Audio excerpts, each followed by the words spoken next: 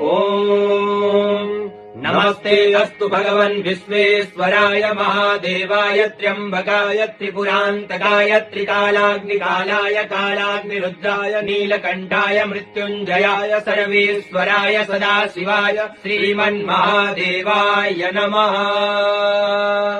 ॐ नमस्ते अस्तु भगवन् विश्वेश्वराय महादेवाय त्र्यम्बकाय त्रिपुरान्तकाय त्रिकालाग्निकालाय कालाग्निरुद्राय नीलकण्ठाय मृत्युञ्जयाय सर्वेश्वराय सदाशिवाय श्रीमन्महादेवाय नमः।